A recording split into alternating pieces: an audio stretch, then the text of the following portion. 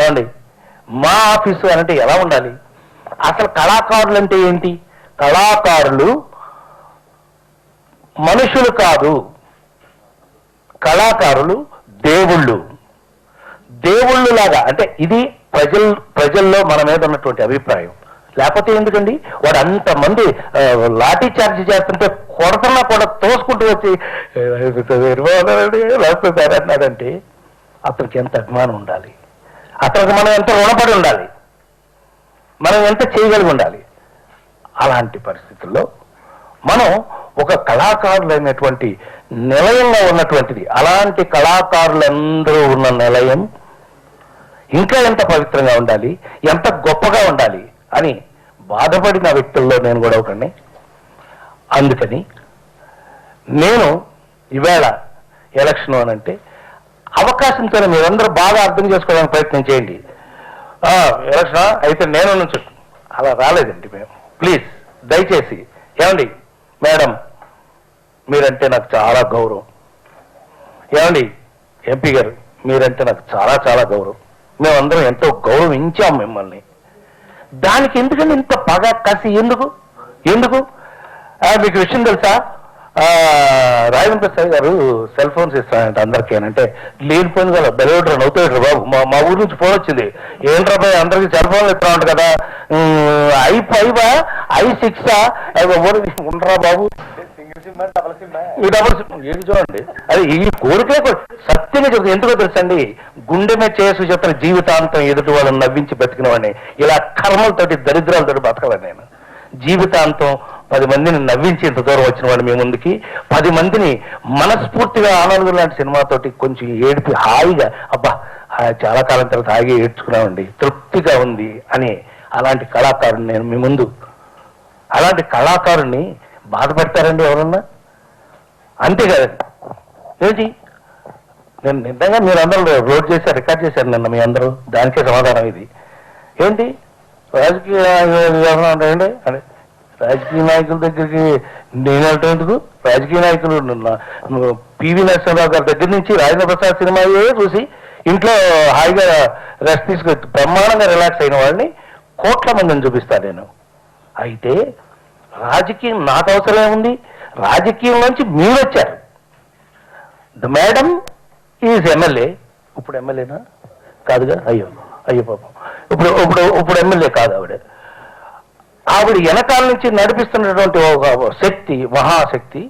ఆయన ఎంపీ, ఆయన ఢిల్లీ నుంచి కూడా చక్రం తిప్పేస్తాను, ఇక్కడ ఎవరికి హెల్త్ కావాలన్నా ఢిల్లీ నుంచి తెచ్చేస్తాను అన్నాడు.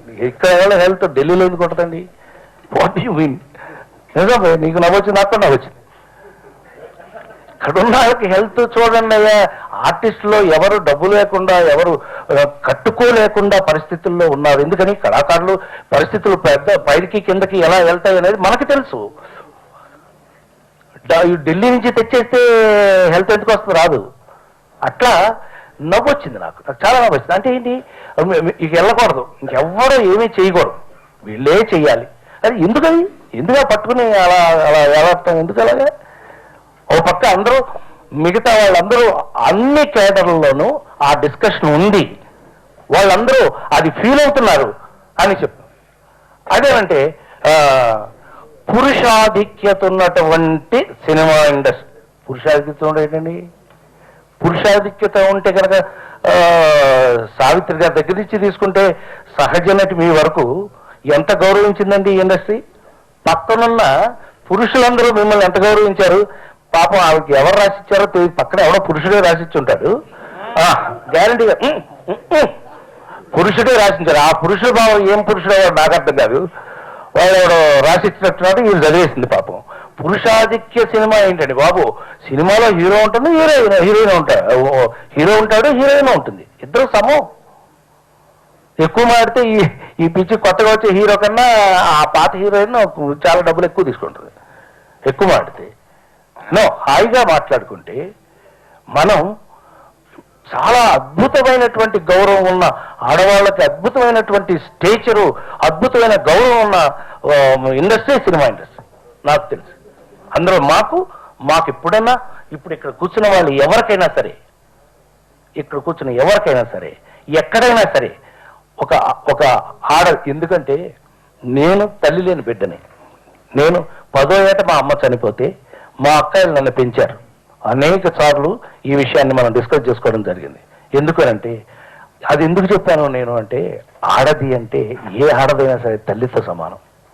ఒకసారి మీరే సోదరులు ఆ సంవత్సరం 35 సినిమాలు ఓపెనింగ్ అయినాయి శివాజీ. ఆ సంవత్సరం అప్పులప్పారావు ఓపెనింగ్గా ఇది బర్త్డే ప్రెస్ మీట్ జరుగుతుంది. నేను ఎందుకు నాకు అవకాశం వల్ల, భగవంతుడి అవకాశం వల్ల అనేక మంది హీరోయిన్లు ఇంట్రడ్యూస్ చేసిన వాళ్ళలో నేను ఒకడిని. అలాంటిది ఒక మీలాంటి జర్నలిస్ట్ సోదరుడు మా తమ్ముడు గబుక్కున, అలా మీరు ఇంతమంది హీరోయిన్లు ఇంట్రడ్యూస్ చేశారు కదా, మీకు ఎవరంటే ఇష్టం అన్నాడు. నువ్వు అడగటం క్వశ్చన్ అయితే బాగానే ఉంది అబ్బాయి, నీ ఎక్స్ప్రెషనే బాగలేదు. ఎందుకు ఎక్స్ప్రెషన్ పిచ్చాడా, ఏంటది వాట్ ఈస్ దిస్ అంటే, అయితే సీరియస్గా అడుగుతాను అన్నయ్య, ఇంతమంది హీరోయిన్లు ఇంట్రడ్యూస్ చేశారు కదా, మీకు ఎవరంటే ఇష్టం, ఏ ఆడదంటే ఇష్టం అన్నాడు. మా అమ్మ అంటే ఇష్టం అన్నాడు. సో అలా చెప్పి అలా పైకి వచ్చిన నేను, పరిపూర్ణమైనటువంటి గౌరవం నాకు ఉందండి.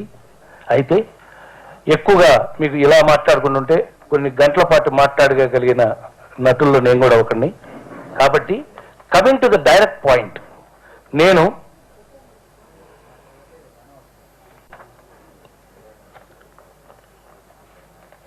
ప్యానల్ ఉందా, మీకు ప్యానల్ ఉందా అని అడిగితే కూడా దానికి కూడా ఒక సమాధానం నేను చెప్పవలసిన బాధ్యత నాకుంది. ప్యానల్ అంటే ఏంటి?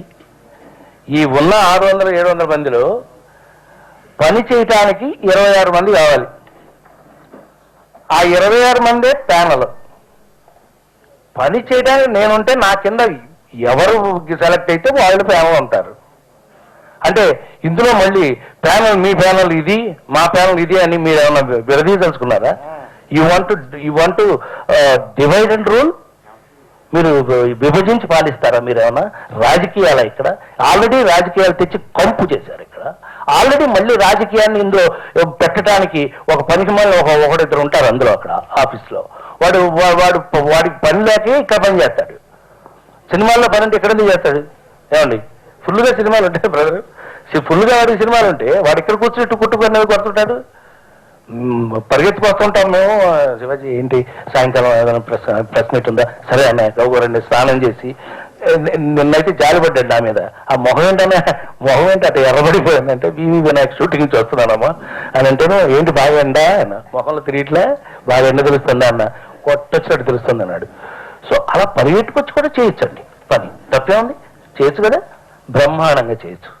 చెయ్యాలనే మనసు ఉండాలి కానీ అలా చెయ్యొచ్చు. అంతేగాని ప్లీజ్ దయచేసి అంటే ఇలా మాట్లాడుకునే అవకాశం రావడం నాకు నిజంగా బాధపడే వ్యక్తులు నేను కూడా ఒకరిని. వాడే కాదు, అంటే హైలీ ఎమోషనల్. కాబట్టి ఎమోషనల్ కాకపోతే, సెన్సిటివ్ కాకపోతే వాడు ఆర్టిస్ట్ ఏంటండి? వేస్ట్.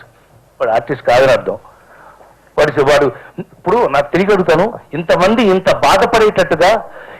బాధపడేటట్టుగా ఒక్కొక్కరికి వెనకాల నుంచి త్రెట్లు, వెనక నుంచి నువ్వు అక్కడికి వెళ్తావా ప్రసాద్ గారు, నువ్వు వెనక నుంచి వార్నింగ్లు ఇవన్నీ ఇచ్చుకుంటూ వెళ్తాం. ఏమండి, ఒక కళాకారుడికి అవసరమా? ఒక మనసున్న ఆర్టిస్టులకి, స్పందించగలిగిన కెపాసిటీ ఉన్న ఆర్టిస్టులకి అది అవసరం అండి? అవసరం లేదు. కానీ ఈ బాధ పెడుతున్నటువంటి ఈ ఆర్టిస్టులుగా మనం సేవ చేయడానికి వచ్చినట్టు మనకి ఇలా మనసు బాధ పెట్టేటట్టుగా అదేదో ఎలక్షన్ జరగటానికి కారణమైన విషయం అయితే కనుక ఐఎమ్ వెరీ సారీ. వాళ్ళని నేను కళాకారులు అన్నాను, వాళ్ళు శాడిస్టులు అంటాను. అంతకు మించి నాకు ఇంకా ఆశ్చర్యాన్ని గురి చేసిన విషయం ఏంటంటే అంటే, ఇక్కడ ఒక ఎలక్షన్ కమిషన్ అని ఒకటి ఉంటాం. ఆ ఎలక్షన్ కమిషన్ ఎవరో కాదు, ఇంతకుముందు మనకి ఇంతకుముందు మాట్లాడుకున్న ఆయన బాస్ గారి లాయర్, సొంత లాయర్ అట. అట్లాగే అసిస్టెంట్ ఎలక్షన్ కమిషనర్, అతను మాలో ఒక నటుడే. సత్యంగా నాకు ఆ తర్వాత విరక్తి పుట్టడం మొదలుపెట్టింది. నాకు తిరిగి అడుగుతాను, పైనుంచి ఏదో ఇన్స్ట్రక్షన్స్ కిందకు వస్తున్నాయి. ఆ ఇన్స్ట్రక్షన్స్ ప్రకారం వీళ్ళు చేస్తారు. మేము చాలా సిన్సియర్గా మీ అందరి ముందే మేము నామినేషన్స్ వేసి అందరం పర్సనల్గా వెళ్ళి, ఎందుకు పర్సనల్గా వెళ్ళామంటే బోర్డులో పెట్టారు నామినేషన్స్ పర్సనల్గా వచ్చి వేయవలను, రూల్ నెంబర్ 5. ఏమండి అలాంటిది అందులోంచి రూల్ 5 o'clock దాకా ఇవి తీసుకోబడతాయని బోర్డులో ఉంది. అలా కావచ్చు అనుకుని మేము 5ంటికి ఎవరెవరు వేశారో కొంచెం తెలుసుకోవాల్సిన ఇంట్రెస్ట్ ఉంటుంది, బాధ్యత ఉంటుంది కాబట్టి 5ంటికి తెలుసుకోవడానికి వెళితే హాయిగా వాళ్ళు కబుర్లు చెప్పుకున్నారు, కాళ్ళు ఒప్పుకుంటారు. ఏంటంటే మీరు కాళ్ళు ఒప్పుకుని కబుర్లు చెప్పుకున్నారు ఏంటి అంటే యాజ్ పర్ స్పెషల్ ఆయన ఇంగ్లీష్ ఏదో చెప్పారు, నాకు అర్థం అవ్వలేదు. అంటే విస్తృతమైనటువంటి నా అధికారాలను ఉపయోగించి ఇంకొక గంట నేను ఎక్స్టెండ్ చేస్తున్నాను అన్నాడు. ఎవరి కోసం గంట ఎక్స్టెండ్ చేశాడు? అదైతే ఒక పద్ధతి. ఓ పక్కన ఇంకో పక్కన మంచు లక్ష్మి అనే బిడ్డ, నాకు బిడ్డ లాంటిది అది. తను అంకుల్ నేను నుంచుంటే నాకు మీద ఎవరిని నిలబెట్టకూడదని మంచు విష్ణు డెలిబరేట్గా అతను రాజేంద్ర ప్రసాద్ అంకుల్కే నా సపోర్టు, రాజేంద్ర ప్రసాద్ అంకుల్కి మీరందరూ ఓటు వేయండి అని తను ట్విట్టర్లో పెట్టాడు. కరెక్ట్గా. అయితే ప్లీజ్ అమ్మా ఏంటి రిక్వెస్ట్ అంటే, అంకుల్ చిన్న రిక్వెస్ట్ ఏంటి, అక్క మీద ఎవరిని నిలబెట్టద్దని మదర్ ప్రామిస్గా ఎవరిని ఆ పిల్ల మీద నిలబెట్టకూడదు అని చెప్పి మేము, అంటే మాకు ఒక పోస్ట్ గురించి చెప్పారు, అది ఒకటే పోస్ట్ ఉంటుంది. అక్కడి నుంచి తప్పించి ఆమె అంటే ఎంత ఎంత అసహ్యమేసిందంటే నాకు అసలు I'm very sorry to say, ఆ అమ్మాయిని కింద ఇద్దరున్న దాంట్లోకి షిఫ్ట్ చేసేసి పాపం వీళ్ళని తీసుకెళ్ళి మేము లేకపోయినట్టయితే ఇతన్ని అక్కడేసేవాళ్ళం మేము యాక్చువల్గా. అంటే వేస్తామో వెయ్యో అనేది మా దైవికంతో కూడినటువంటి ప్లెయిన్ హార్టెడ్తో మేము అనుకున్న విషయం. దాన్ని అక్కడ రాజకీయం చేసేసి దాన్ని కింద పైన పెట్టి పైది కింద పెట్టేసేసి ఇలా పెట్టేసేసి అసలు ఏం జరుగుతుందో తెలియదు అక్కడ. ఏం రేపు ఎలక్షన్ కూడా ఎట్లా ఉంటుందో నాకు తెలియదు.